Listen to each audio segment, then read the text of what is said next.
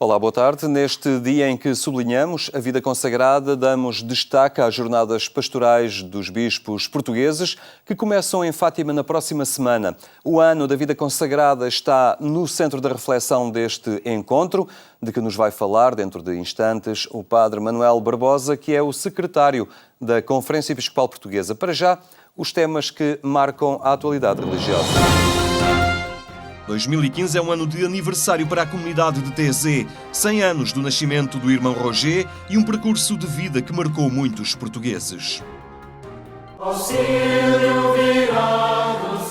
Passaram 100 anos do nascimento do irmão Roger, que fundou a comunidade de TZ há 75 anos. A estes números redondos acrescenta-se um outro. Em agosto, a evocação dos 10 anos da morte do monge que, nos anos 40, quis promover a reconciliação das igrejas numa Europa dividida e conseguiu provar que é possível a aproximação entre diferentes tradições cristãs, propondo novos modelos de vida para um cotidiano comum.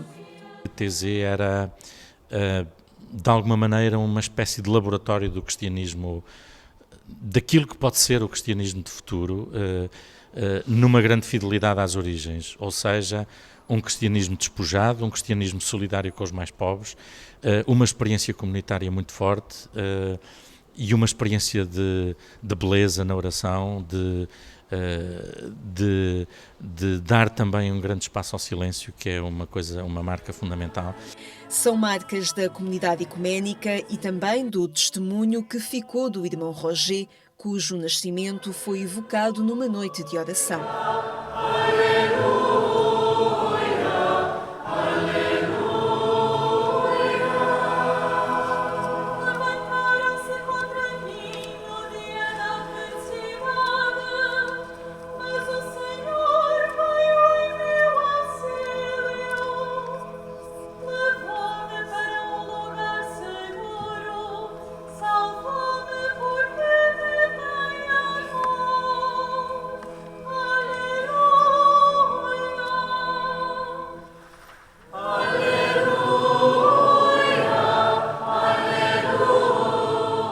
Nunca mais me hei de esquecer, foi no verão de 94, e de facto a personagem e a maneira de ser do irmão Roger tocou-me logo naquele momento.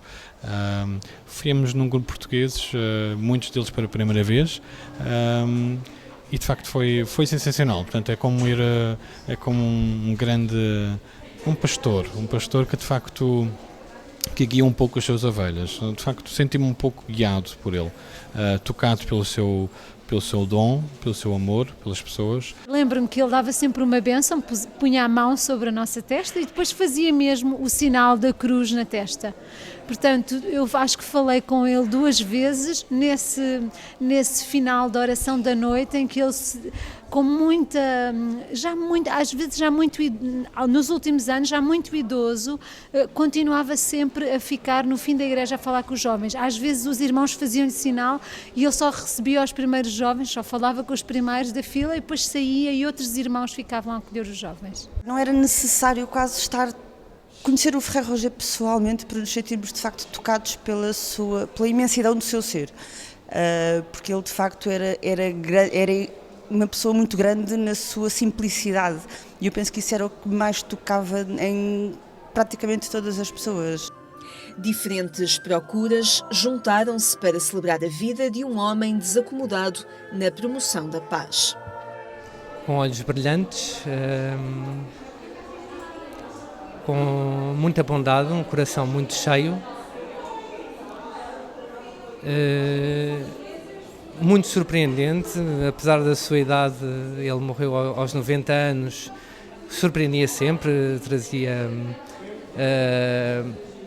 era de um espírito desacomodado, nunca se instalava nas coisas que já tinha alcançado, sempre uma energia muito jovem e até empreendedora no sentido em direção aos outros. Alguém de uma grande serenidade, porque de facto aquilo que ele viveu brotava-lhe de dentro, quer dizer, o desejo de reconciliação entre os cristãos e entre os povos, o desejo da comunhão, a experiência da comunidade, tudo isso lhe brotava de dentro, e era essa personalidade que nós víamos quando estávamos com ele, uma figura que não precisava dizer muito para nos dizer muita coisa. Em agosto, diferentes gerações voltam a encontrar-se em Taizé para, junto dos 100 monges que vivem na comunidade, celebrarem a semente de reconciliação que se experimenta no cristianismo. Há mais editoras católicas na Feira do Livro de Lisboa. Depois da Paulus e das Paulinas, chegam as publicações jesuítas.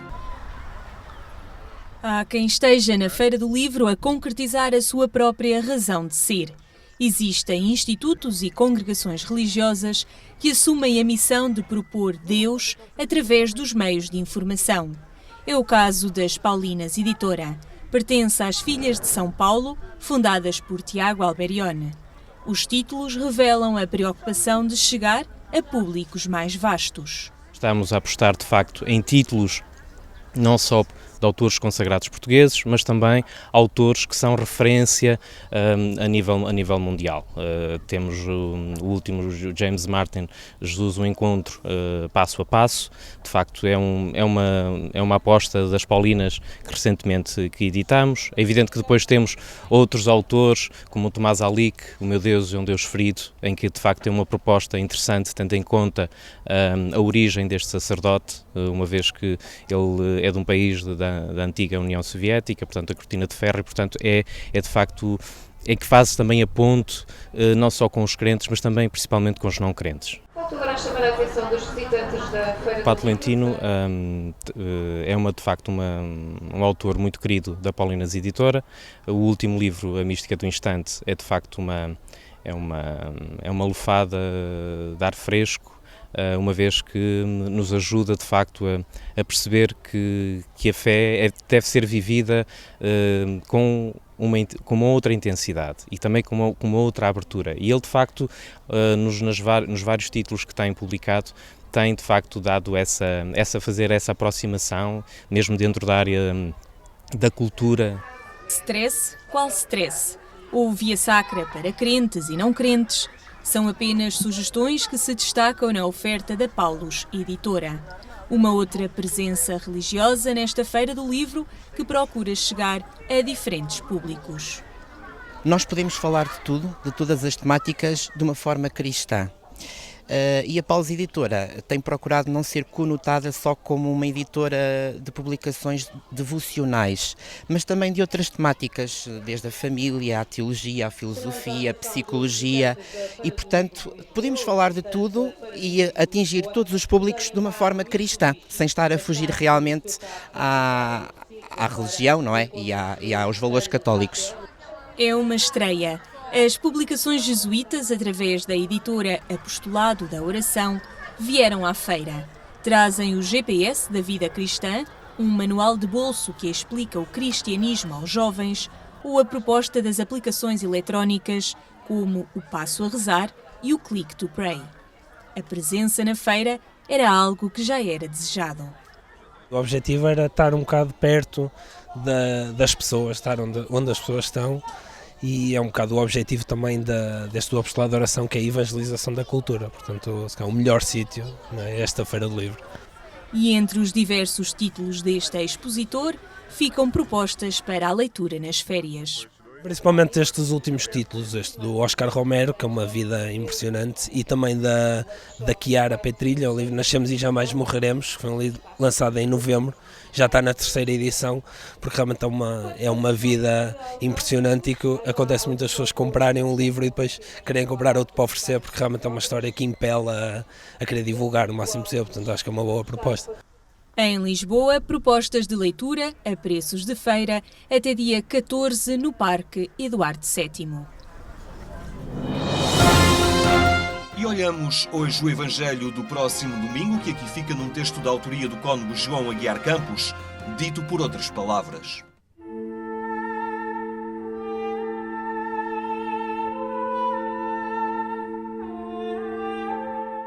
Posso semear cuidar e colher. Não posso, porém, substituir a planta que dorme na semente. Noite e dia, escondida no corpo da terra, ela caminha para a luz, esperando apenas que a ajudem a ser o que é. A semente é pequena e parece triste na solidão do campo, mas guarda a força. E num amanhã que pode tardar meses, há de acolher pássaros e frutos. Há de ser sombra, apoio ou pedaço de calor na lareira dos pobres. Os simples são a semente mais limpa do reino.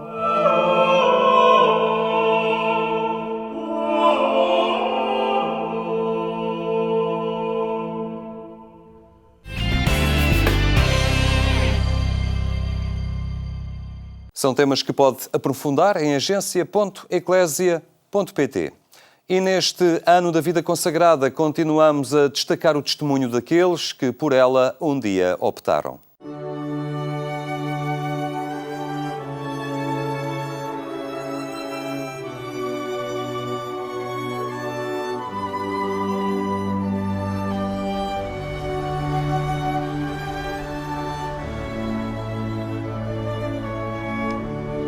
Ser franciscano é a concretização da minha opção de vida como consagrado para seguir a Deus, num ideal de fraternidade universal, de pobreza, de simplicidade, portanto, e de ecologia cósmica que caracterizou Francisco de Assis. Portanto, eu, na espiritualidade franciscana, em Francisco de Assis, encontrei o caminho que dá sentido à minha vida e que me faz feliz, e por isso ainda hoje, ao viver este ano da vida consagrada, só tenho que dar graças a Deus por esta opção de vida e por ter escolhido este caminho, porque de facto penso que é um caminho que ainda toca os corações e o mundo, portanto todo este ideal, porque é verdadeiramente um ideal que marcou a história, que mudou a história da Europa, que mudou a história da Igreja e continua a marcar o nosso mundo. É uma responsabilidade grande ser franciscano, porque as pessoas de um franciscano esperam um certo estilo de vida, uma certa forma de estar, uma proximidade, porque o franciscanismo digamos,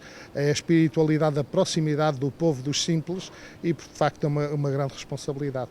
Mas eu procuro, na minha vida, apesar das minhas infidelidades, das minhas imperfeições humanas, procuro ser um bocadinho este sinal que Francisco foi para o seu tempo e procurando ser também sinal no tempo em que nós vivemos.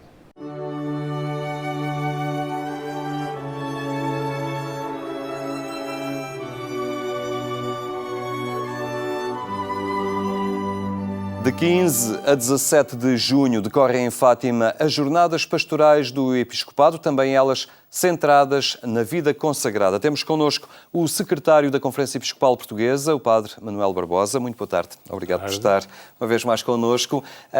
Estão prestes a arrancar estas Jornadas Pastorais. O que é que elas pretendem ser? É uma iniciativa anual. O nosso Episcopado reúne-se em Fátima numa jornadas de reflexão, este ano mais centradas no ano da vida consagrada.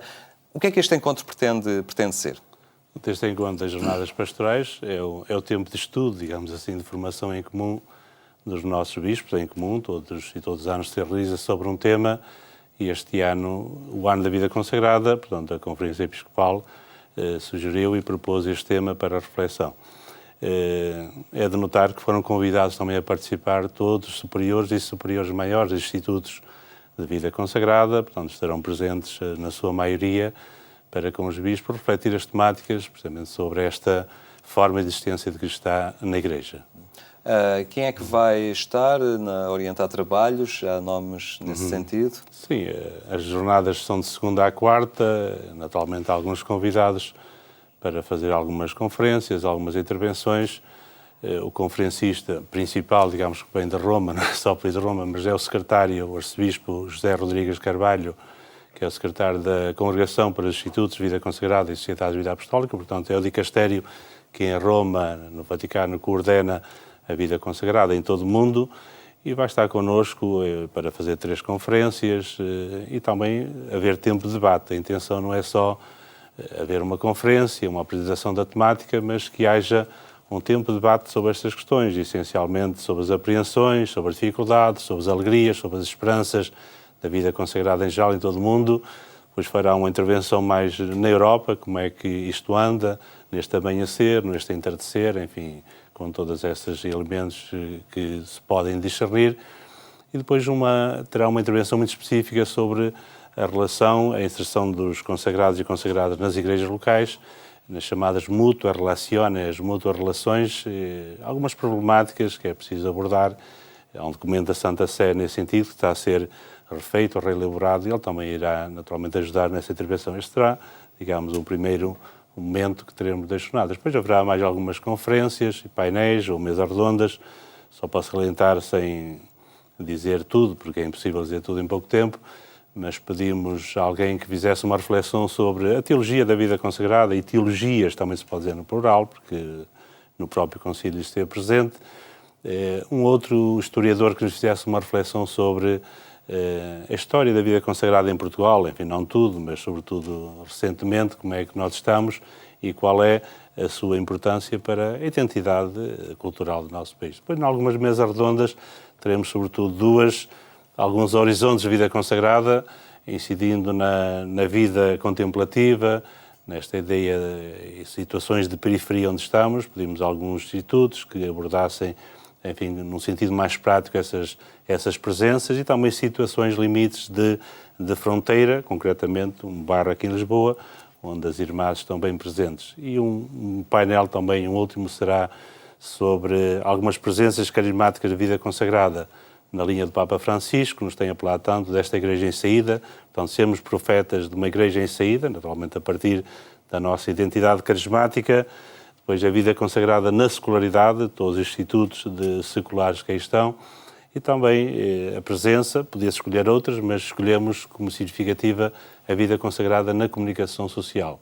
Há na saúde, enfim, há no ensino, há na educação, há na cultura, mas como exemplo tomamos este, como se pode abordar tudo. Portanto, para dizer que há uma reflexão, um conjunto de reflexões que não são teóricas, mas são da reflexão teológica pastoral, e também alguns testemunhos muito práticos sobre incidências da vida consagrada nas nossas igrejas. Na pluralidade dos carismas que a animam, a vida consagrada, as congregações e institutos de vida consagrada são determinantes para a dinamização pastoral das próprias dioceses, e como tal o bispo, que tem a responsabilidade do governo espiritual desse território, necessita e não pode prescindir, como é lógico, da presença na sua diocese de muitos institutos e congregações religiosas. Portanto, é muito importante para o governo de uma diocese o articular-se bem com os diversos institutos e congregações religiosas. Pois, esses institutos, seja religiosos, seja sociedades de vida apostólica, agora não vamos estar aqui a fazer esta assistência toda, que os institutos escolares têm que estar presentes, não estão a mais nem a menos, quer dizer, estão no coração da Igreja, como disse o Concílio Vaticano II, e os nossos bispos sabem disso e têm consciência e assumem isso como missão, só pode ser desse modo. Estão no coração da Igreja como uma forma de existência, de vida cristã, portanto, na sua identidade própria, e nesta pluralidade, como disse, é um enriquecimento para as igrejas locais. Portanto, não estão porque falta clero, porque faltam outros agentes pastorais, mas estão por presença específica do seu próprio carisma. É interessante notar, já que falou disso, que ao longo deste ano, nos dias chamados das igrejas diocesanas, dou um exemplo, e vós fizeste uma boa reportagem, salvo erro, na Guarda, há pouco tempo, exatamente. E agora em Lisboa, onde eu participei também na organização e com presença aqui no dia da Igreja Diocesana, precisamente no último domingo, no dia 31 de maio. Portanto, esse tema foi abordado também nesse sentido de ver esta realidade nas igrejas locais para serem mais significativas, para serem presenças, para serem naturalmente membros e elementos de crescimento da Igreja nesta comunhão. E disso dá conta também a nota do Episcopado e que esse documento também constituirá de alguma forma um pano de fundo para estas próprias jornadas. Sim, antes de iniciar o ano da vida consagrada, em novembro do ano passado, a Assembleia Plenária, portanto, emitiu uma nota pastoral, umas 3 páginas, não é assim muito longa, né? Mas precisamente apelando, não vou agora aqui, tenho o texto, mas não é para ler, mas apelando às dimensões essenciais daquilo que nós conversamos assim de uma maneira aqui muito informal, referindo os 3 grandes objetivos que o Papa Francisco disse na Carta Apostólica, mas já tinham sido anunciado antes, que é preciso estar presentes com paixão, viver a nossa presença com toda a paixão, com encanto, com a nossa força carismática, só pode ser desse modo, com entusiasmo, mas tendo presente o passado, que é preciso agradecer com gratidão, sobretudo esse desde o Concílio Vaticano II, e olhar para o futuro, este olhar para o futuro com esperança, uma esperança que é ativa, que nunca é passiva, uma esperança que marca os nossos corações, só pode ser desse modo. Portanto, esse foi o tom da nota, sintonizando com toda a Igreja, e depois alguns elementos, recordando precisamente essa incidência da vida consagrada no coração da Igreja, algumas iniciativas comuns que se vão realizando, mas sempre a partir desta inserção, deste estar, de estarmos todos em comunhão eclesial. Há sempre uma tónica comum quando se fala da vida consagrada e nestes desafios do Papa, que é a da alegria, não é? Os consagrados devem ser pessoas alegres, de rosto alegre, entusiasmados pelos carismas que um dia escolheram vocacionalmente nas suas vidas, mas a alegria é determinante para o testemunho da própria Igreja ao homem de hoje. Só pode ser a alegria do Evangelho está na nota pastoral e está em todas as nossas vivências, reflexões. Tudo isto tem que ser levado neste programa para vários anos do Papa Francisco, a alegria do Evangelho. Não é novo, é no sentido de uma existência evangélica daquilo que está. O Evangelho só pode ser levado com alegria. É engraçado, só dou esta frase que o Papa repete muito: onde há religiosos, onde há consagrados, há alegria. Ele diz deve haver. Se não há alegria, quer dizer que é preciso mudar e transformar os corações para que assim seja. Muito bem, Padre Manuel Barbosa, ficamos a aguardar pelas jornadas do Episcopado e certamente delas daremos notícia aos nossos telespectadores. Obrigado pela sua presença hoje entre nós. A vida consagrada e o impulso que esta representa para a ação pastoral da Igreja. Estamos a terminar. Recordo ainda que a edição rádio do programa Eclésia passa na Antena 1 mais logo, quando forem 22h45. Tenha então uma muito boa tarde e até amanhã, se Deus quiser.